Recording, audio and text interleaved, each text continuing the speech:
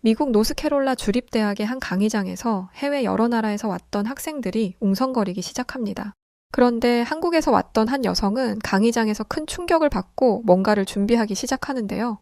이내 이 한국인 여성으로 인해 대학에 있던 모든 학생들이 끝이 보이지 않는 긴 줄을 서기 시작했고, 그 모습을 지켜보던 또 다른 여성은 그 자리에 주저앉아 눈물까지 흘리고 맙니다. 대체 무슨 일이 벌어지고 있었기에 이 사단이 나고 있던 것일까요? 오늘 사연 시작합니다. 안녕하세요. 저는 미국 노스캐롤라이나 주립대학에서 공부 중인 세르비아 출신 유학생 마야 푸시치라고 합니다. 저는 대학에서 인문사회학을 전공하고 있어요. 제 이야기를 하기에 앞서 제 나라 세르비아에 대한 이야기를 먼저 하자면, 세르비아는 동유럽에 속한 나라이지만 유럽에서 가장 못 사는 나라이기도 합니다. 물론 어딜 가나 빈부격차는 있기 때문에 잘 사는 사람들이 있기는 하지만 적어도 저는 아니에요. 그런 제가 미국으로 유학을 올 수 있었던 이유는 후원 덕분이었습니다. 세르비아 출신의 한 사업가분이 고등학생 중 성적이 좋은 학생 몇 명에게 유학 기회를 준 것이었죠. 저는 덕분에 대학교 등록금과 약간의 생활비를 받으며 학교 생활을 할 수 있었습니다. 저는 대학에 잘 적응하지 못했어요. 처음에는 잘 지내는 것 같았지만 미국 파티 문화가 저와는 영 맞지 않더라고요. 신입생 시절, 학기 초에는 파티 참석이 필수입니다. 하지만 저는 파티에 가는 게 항상 부담이었어요. 드레스도 사야 하고 구두도 사야 하고 헤어스타일링에 화장까지 해야 할 게 너무나 많았는데 저는 그런 걸 할 돈이 없었거든요. 그래서 몇 번 파티를 거절했더니 나중에는 아예 초대조차 오지 않더라고요. 그러면서 동시에 제가 가난한 나라에서 온 가난뱅이라는 사실이 소문처럼 돌면서 제 귀에까지 그 소문이 들렸어요. 소문의 근원지는 저를 이상하다시피 미워했던 인도 유학생 란이었습니다. 라니는 저를 굉장히 싫어했어요. 아니죠. 저를 굉장히 무시했습니다. 라니는 인도에서 높은 계급이더라고요. 인도의 계급제인 카스트 제도가 사라진 지 오래라지만 실질적으로는 남아있는 상황이라고 합니다. 그래서인지 라니는 기본적으로 사람을 하대하는 경향이 있었어요. 그런데 라니의 곁에는 늘 사람이 있었습니다. 계급이 높은 만큼 돈도 많고 그만큼 돈도 잘 써서 누구나 라니와 함께 있고 싶어 했거든요. 하지만 딱 한 사람, 한국에서 온 유학생 세라는 달랐습니다. 세라는 저와 다른 과였기 때문에 1학년 때는 모르고 지내다가 2학년이 되어서 함께 교양 강의를 들으며 서로의 존재를 알게 되었어요. 세라는 어딜 가든 눈에 띄는 학생이었습니다. 다른 한국인들이 그렇듯 성적은 최상위권이었지만 범생이스러운 이미지는 없었어요. 놀 때는 또 화끈하게 노는 친구였죠. 누구나 세라와 친해지고 싶어 했습니다. 저를 그렇게 괴롭히고 동양인을 차별하던 인도인 라니조차도 말입니다. 그랬던 세라가 어느 날 제게 말을 걸었어요. 오늘 저녁에 함께 공부를 하는 게 어떻냐면서요. 저는 얼떨떨했습니다. 세라와 친해지는 건 생각도 못했던 일이었으니까요. 저는 저도 모르게 세라를 따라 도서관으로 향했습니다. 세라는 어딜 가든 저를 챙겼어요. 자신이 초대받은 파티에까지 말이죠. 저는 파티에 초대를 받았는데 함께 가자는 세라의 말을 거절했습니다. 하지만 세라는 계속해서 함께 가자고 하더라고요. 도무지 고집을 꺾지 않는 세라 때문에 저는 결국 왜 파티에 가고 싶지 않은지를 얘기할 수밖에 없었습니다. 세라, 난 파티에 입고 갈 화려한 드레스도 없고 파티에서 술을 마시며 놀 시간조차 없어. 그러니까 나를 제발 그만 내버려둬. 저는 가난 때문에 남들 다 하는 파티 한 번 못하는 제 자신이 너무 부끄러웠어요. 그리고 이런 제 현실을 세라에게 말하는 이 상황이 너무나 싫었습니다. 이날 이후 세라는 제게 파티에 같이 가자는 말을 단 한 번도 하지 않았습니다. 대신 저를 대신해 제 생일 파티를 열어주었죠. 생각하지도 못한 이벤트에 감격했던 것도 잠시 저를 지독하게 싫어하던 인도인 유학생 라니가 초대받지도 못한 파티에 나타났어요. 물론 라니는 초대받지 않고 가도 환영받는 존재이기는 했습니다. 라니는 제 생일 기념 파티임에도 불구하고 저를 투명인간 취급했어요. 그러고는 한국에서 왔던 세라에게 다가가더니 왜 이런 쓸데없는 일을 하냐고 묻더라고요. 아니 정말 궁금해서 그래. 진짜 순수한 궁금증이야. 왜 저런 애를 데리고 다니는 거야? 너 같은 애들은 나나 잘 사는 부잣집 미국 애들이랑 지내는 게 훨씬 이득하냐? 그러더니 은근슬쩍 습관적인지는 모르겠지만 한국에서 왔던 세라에게마저도 슬쩍 까내리는 듯한 말을 했습니다. 솔직히 나 옐로 스킨들은 안 끼워주는 거 알지? 그런데 너라서 끼워주는 거야. 너는 일개 아시안들과는 좀 다르게 똑똑한 편이니까. 알겠지? 이 얘기를 꺼내는 순간 주변이 조용해졌습니다. 라니가 인종차별주의자라는 건 모두가 알고 있었지만 이렇게 대놓고 피부색을 논한 건 처음이었거든요. 게다가 자기도 따지고 보면 아시안이면서 모든 아시안들을 자신보다 아랫사람 보듯 취급했잖아요. 마치 자신은 다른 아시안들과 다른 특별한 존재라고 말하는데 듣기가 거북했습니다. 하지만 주변 분위기가 가라앉은 것도 모르고 떠드는 라니에게 직접적으로 항의하는 사람은 없었습니다. 라니의 말은 미국 사회에서 매장당해도 이상하지 않을 수준이었는데도 말이죠. 그런데 그때 딱 한 사람이 라니의 말에 강하게 반응했습니다. 그건 바로 한국에서 왔던 세라였어요. 너 지금 뭐라고 말했어? 항상 생글생글 웃던 세라가 정색을 하고 말하니 라니가 움찔하는 게 보였습니다. 세라는 기회를 놓치지 않고 라니에게 말했어요. 세상이 변했어. 네가 살던 인도에서는 아직도 사람을 계급으로 나눌지 모르겠지만 적어도 자유국가인 미국과 내가 온 한국은 달라. 지성인이 맞다면 이 행동이 아주 부끄러운 짓이라는 걸 알아야 해. 그걸 모르겠다면 네 나라로 돌아가서 기초교육부터 다시 받고 와. 알겠니? 평생 예쁘다, 예쁘다 인도에서 공주님 대접을 받고 살았을 라니는 세라의 앞에서 입도 뻥끗 못했습니다. 여기에 세라는 쐐기를 박았어요. 너 이 대학에 왜 온 거야? 굳이 유학까지 온 이유는 좀 더 글로벌한 곳에서 세상을 보는 시야를 넓히기 위해서가 아니야? 적어도 나는, 그리고 네가 무시한 마야는 그러기 위해서 왔어. 아마 다른 유학생들도 그렇겠지. 세라가 주변을 돌아보니 이제야 주변에서 웅성거리는 소리가 나더라고요. 대부분이 저와 같은 유학생이었습니다. 그런데 너는 그런 데는 관심 없고 네 부모가 가진 돈 자랑이나 하면서 편 가르기나 하고 있지. 공주님 놀이를 하려면 인도로 돌아가는 게 어때? 라니는 무슨 할 말이 있는지 세라에게 반박하려는 듯 입을 벌렸지만 자신을 둘러싼 사람들의 눈을 발견하고는 아무 말도 못하고 얼빠진 얼굴을 하고는 자리를 피해 도망갔습니다. 라니의 인종차별적인 발언에 충격을 받은 사람들과 그간 말은 안 했지만 라니를 아니 꼽게 보던 사람들이 눈총을 보냈기 때문이었죠. 저는 세라에게 너무나 큰 감동을 받았습니다. 저를 위해서 목소리를 내준 세라에게 뭐든지 해주고 싶어졌어요. 그렇게 다음 날이 되었고 저는 세라에게 더더욱 감사한 마음을 가지게 되었습니다. 여느 때와 다름없이 조용히 강의실에 들어갔는데 누군가가 제게 인사를 걸더라고요. 지금까지 인사를 해주는 사람은 세라뿐이었는데 깜짝 놀라서 고개를 들어보니 제 생일 파티에 왔던 사람 중 한 명이었습니다. 어제는 상황이 그렇게 흘러가서 인사 못했는데 늦었지만 생일 축하해. 그러자 그 친구 주변으로 모두가 생일 축하해 라든지 초대를 받았으면 당연히 갔을 텐데 아쉽다 라는 등의 말을 했어요. 솔직히 이제야 이렇게 행동하는 모습이 가증스럽게 느껴졌지만 세라의 생각은 달랐습니다. 세라는 여전히 차별이 존재한다는 건 인정해야 하는 사실이고 그런 차별적 시선을 피할 수 없다면 그것을 깨부수는 사람이 되어야 한다고 가르쳐 주었죠. 저는 세라의 어른스러운 생각에 감탄했습니다. 그리고 세라와 함께 하는 것이 무조건 이득이라는 걸 확실히 깨달았죠. 그렇게 학업과 아르바이트를 병행하며 공부를 하고 있는데 고향인 세르비아에서 안 좋은 소식이 전해졌어요. 집안 사정이 어려워져서 그동안 보내오던 약간의 생활비도 보내주지 못하게 됐다는 것이었죠.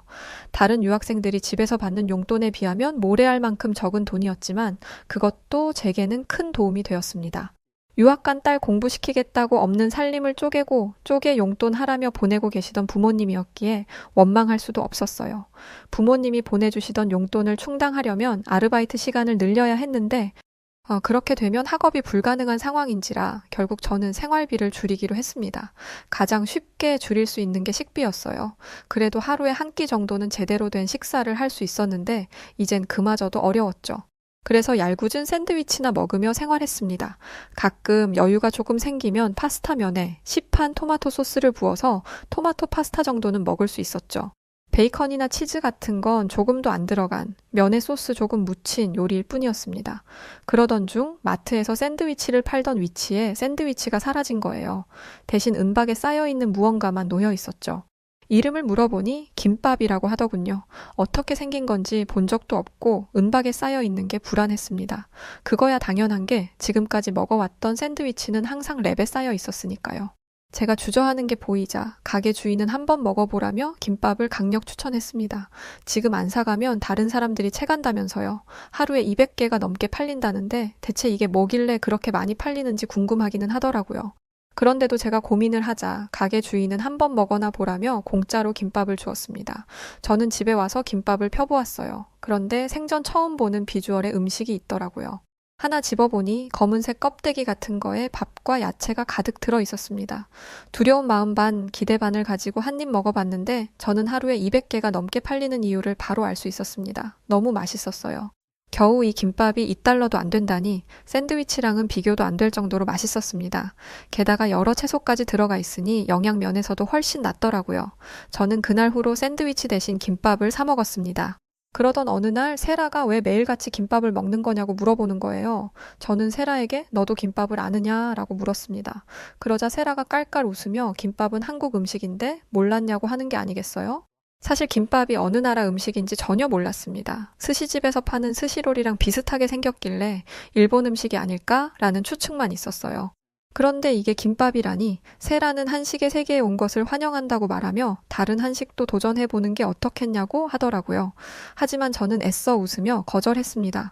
김밥이야 저렴하게 파니까 그렇다 쳐도 다른 음식은 비쌀 게 뻔하니까요. 미국 외식값은 입이 떡 벌어질 정도로 비싸기 때문에 식당에서 밥 먹는 건 상상도 못할 일이었습니다. 저는 그날 처음으로 제 사정을 세라에게 이야기했어요. 부모님이 보내주시던 약간의 용돈도 끊어져서 사정이 어렵다고 말이죠. 이 얘기를 들은 세라는 또다시 깜짝 놀랄 만한 계획을 세웠습니다. 바로 저를 위해 한국 음식을 한 상 가득 차려준 것이었어요. 대뜸 자기 집에 오라길래 무슨 일인가 싶었는데 이런 서프라이즈가 저를 기다리고 있었던 것입니다. 저는 세라의 집에서 갈비찜이라는 것도 먹었는데 이렇게 맛있는 음식은 생전 처음 먹어봤어요. 처음에는 고기가 까맣길래 탄 건가 싶었는데 알고 보니 그게 소스더라고요. 저는 세라가 만들어준 갈비찜, 잡채, 김밥을 순식간에 해치웠습니다. 이렇게 풍성한 저녁 식사는 아주 오랜만이었어요. 부른 배를 쓰다듬고 있는데 행복하더라고요.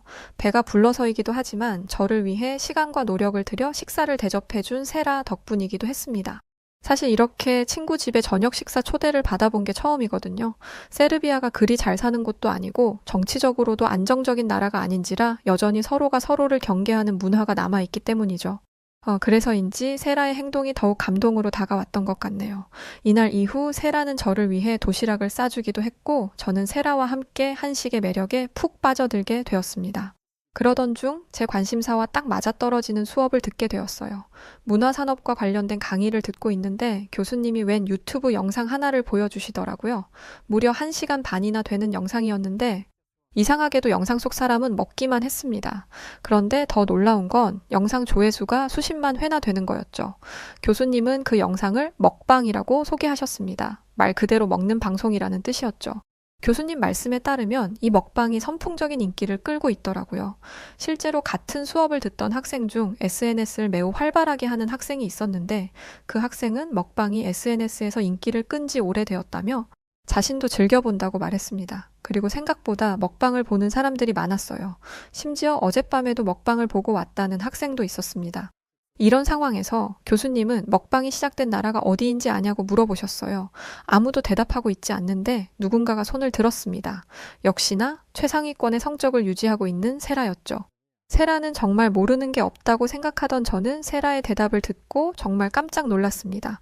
왜냐하면 세라가 먹방의 시작이 한국이라고 말했거든요. 놀란 건 저뿐만이 아니었습니다. 대다수의 학생들이 세라의 말을 믿지 못했고 계속해서 그게 사실이야? 진짜야? 라는 말만 반복했죠. 교수님이 유튜브로 한국 유튜버들의 영상을 직접 보여줬음에도 자신들이 즐겨보는 먹방이 한국의 것이라고 인정하지 못했습니다. 교수님은 이 상황을 지켜보면서 이게 바로 우리가 고쳐야 할 문제라고 말씀하셨어요.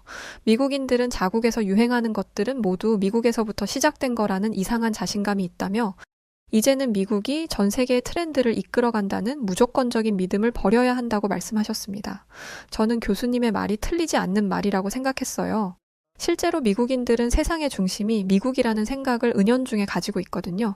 하지만 실상 넷플릭스와 같은 OTT 플랫폼을 휘어잡고 있는 것은 한국이었습니다.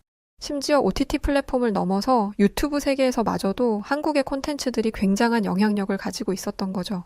모두가 침묵하자 교수님은 강의를 이어가셨습니다. 그러면서 한국의 음식 이야기가 나왔어요. 교수님은 요즘 학교 앞에서 김밥을 팔고 있는데 혹시 이걸 먹어본 학생들이 있냐고 물어보시더라고요. 당연히 많은 학생들이 손을 들었습니다. 그리고 그들은 김밥이 한국 것이라는 것을 알고 또 한 번 놀랐어요. 다들 저랑 똑같이 일본의 스시롤이라고 생각했거든요. 교수님의 놀라운 말들은 여기서 끝나지 않았습니다. 한국의 K-드라마, 영화, 뷰티 등 한국에서부터 유행하던 것들이 이젠 세계로 뻗어나가 한국의 문화가 세계의 트렌드를 이끌어가고 있다고 말씀하셨죠. 교수님이 PPT로 직접 보여주신 증거들은 모두가 수긍할 수밖에 없는 객관적이고 현실적인 자료들이었어요. 그래서 학생들 모두 교수님의 말에 반박하지 않았습니다. 특히 IT 쪽은 이미 세계를 휘어잡고 있다는 말에 모두가 고개를 끄덕였습니다. 저는 한국이 문화산업 쪽에서만 경쟁력 있는 줄 알았는데 아니었더라고요. 그런데 딱 한 사람, 인도에서 온 라니만 교수님의 말에 한마디 던졌습니다. IT 업계 얘기가 나와서 하는 말인데 IT를 논하는데 인도가 빠질 수 없다면서 말이죠. 그러자 교수님은 라니가 반박할 수 없는 자료로 라니의 길을 확 죽여버리셨습니다. 인도의 IT 강하죠. 인도 역시도 IT 강국이 맞습니다. 하지만 학생이 놓치고 있는 게 하나 있네요. 학생이 걸고 넘어진 IT는 한국이 가지고 있는 수많은 장점 중에 단 하나일 뿐입니다. 그러자 라니는 지지 않고 교수님의 의견에 반박했습니다. 교수님에게조차 무례한 말투는 덤이었죠. 수많은 장점이 있으면 뭐 해요? 한국은 인도에 비해 인구수도 턱없이 부족하고 자원도 부족하지 않나요? 지금 한국은 지는 해 아닌가요? 우리 인도는 급상승 중인 나라인데 금방 앞서게 될걸요? 라니는 씩씩거리며 교수님에게 자신의 생각을 내뱉었습니다. 그런데 교수님은 라니의 말에 눈 하나 깜짝 안 하셨고 한마디를 하셨는데 라니는 이 말을 듣고는 강의실을 박차고 나갈 수밖에 없었어요. 뭐 자신의 나라를 좋게 보는 거야 있을 수 있겠죠. 하지만 지금 세계 문화 산업의 핵심은 한국이 맞아요. 인도, 잠재력 높은 나라긴 하지만 아직 멀었습니다. 학생이 한번 말해봐요. 인도의 문화 콘텐츠에 대해서요. 라니가 뛰어나간 뒤 세라를 보았는데 속이 다 시원하다는 표정을 짓고 있더라고요. 이날 강의는 모든 학생들에게 진한 인상을 남겼습니다. 세계 문화를 뒤흔들던 미국의 힘이 약해지고 아시아의 작은 나라인 한국이 세계 문화를 뒤흔들고 있다는 게 충격으로 다가왔던 것이죠. 대부분 미국 태생인 학생들은 이러다간 한국에게 모든 주도권이 넘어가게 생겼다며 앞으로는 미국도 긴장의 끈을 놓아서는 안 된다는 토론을 하기까지 했습니다. 반면 세라는 다른 곳에 집중하고 있었어요. 저에게 이러더라고요. 이렇게 많은 미국인들이 김밥을 일본 음식이라고 생각하는 사람이 많은 줄 몰랐다면서 유튜브만 봐도 한국 것이라는 게 나오는데 어떻게 이럴 수 있냐며 충격받은 듯 했죠. 세라는 뭔가 다짐한 듯 보였습니다. 한국인으로서 미국 문화에 퍼져 있는 한국의 문화를 한국 문화라고 오해 없이 정확하게 소개하는 게 필요하다고 생각했던 모양이었습니다. 그래서 세라가 추진한 것이 바로 학교 축제에서 한국을 주제로 하는 부스를 운영하는 것이었어요. 세라는 직접 한국에서 물건을 배송받아다가 부스를 준비하는 정성까지 보였습니다. 솔직히 이렇게까지 열심히 안 해도 되는데 세라는 이런 일마저도 진심이더라고요. 물론 저도 세라를 열심히 도왔습니다. 세라가 만든 부스에서는 한국 음식 체험하기, 부채 만들기, 한복 입어보기가 있었습니다. 열심히 준비한 덕에 많은 사람들이 관심을 보였고 학생들은 줄까지 서가면서 한국 문화 체험에 열심이었어요. 먹고 마시는 것도 바쁜 축제 기간에 고작 체험 부스에서 줄을 선다? 말도 안 되는 이례적인 일이었습니다. 한복 체험을 한 학생들은 한복의 아름다움에 푹 빠졌다며 왜 이 아름다운 드레스를 판매하지 않는 거냐며 세라에게 하소연을 하기도 했어요. 한국 음식 체험하기를 해본 학생들은 한식처럼 건강해 보이는 음식은 처음 본다며 앞으로는 파스타나 피자 같은 것 말고 한식을 먹어야겠다고도 했죠. 그러면서 저에게로 와서는 귓속말로 이렇게 말하더라고요. 야, 너 세라랑 친하지? 그러면 세라가 너한테 한국 요리도 많이 해주고 그래? 제가 그렇다고 고개를 끄덕이자 부럽다며 오두방정을 떨었죠. 저는 세라가 제 친구라는 것이 너무나 자랑스러웠습니다. 또 동갑이지만 존경스러웠어요. 자신의 나라에 대한 자부심을 가지고 세계 사람들에게 그 문화를 자랑하는 게 결코 쉬운 일은 아니니까요. 그런데 제가 세라에게 존경심을 갖게 되는 또 다른 사건이 생겼습니다. 큰 인기를 끌었던 세라의 부스는 축제 기간에 운영되었던 부스 중 최고 금액을 벌어들였습니다. 그런데 세라는 그 금액의 순이익을 모조리 저에게 주었어요. 저는 대체 뭐 하는 것이냐며 이 돈을 받을 수 없다고 거절했지만 세라는 여느 때와 다름없이 단호했습니다. 그리고 제게 돈을 건네주는 세라의 말을 들은 저는 그 자리에 주저앉아 눈물을 펑펑 흘릴 수밖에 없었어요. 아버지가 일하시다가 다치셨다는 얘기를 우연히 들었어. 일을 못하시는 상황이라 집안 사정이 어려워진 거잖아. 큰 돈은 아니지만 이게 도움이 됐으면 좋겠어. 꼭 받아줘.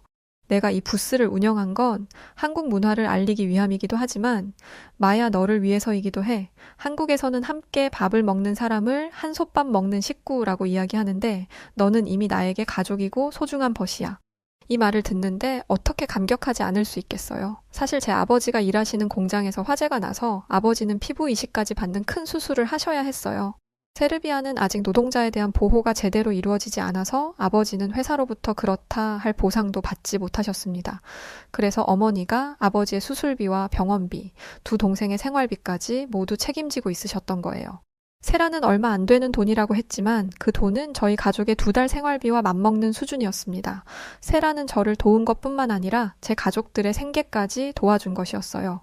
세라의 도움 덕분에 어머니는 숨통이 트였다고 하셨고, 덕분에 저희 가족은 생각보다 일찍 안정적인 생활을 되찾을 수 있었습니다.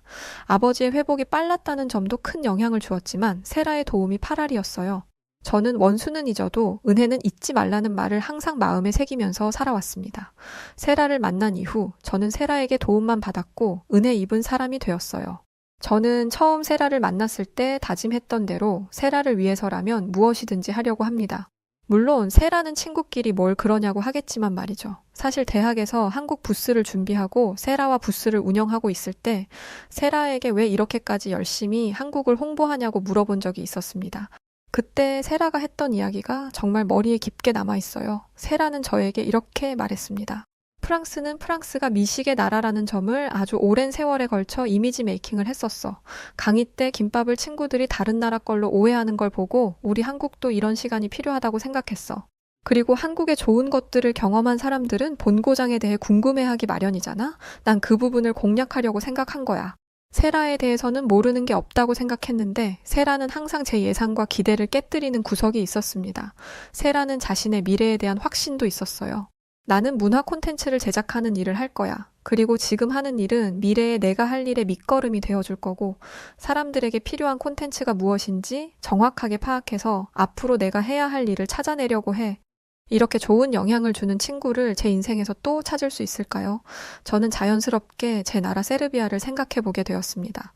세르비아는 여러모로 혼란스러운 시기를 겪고 있어요. 세라를 통해 들어보니 한국도 식민지 시절과 같은 등의 혼란스러운 시기가 있었더라고요. 그런데 그것을 지혜롭게 극복했다고 했습니다. 저는 저희 세르비아도 한국처럼 이 어려운 시기를 극복해낼 수 있으리라는 희망을 가지게 되었어요.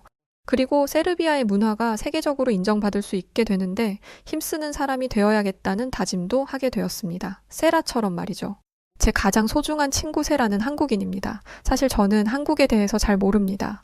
얼마나 대단하고 훌륭한 나라인지 가본 적도 없는 나라이기에 잘 모르죠.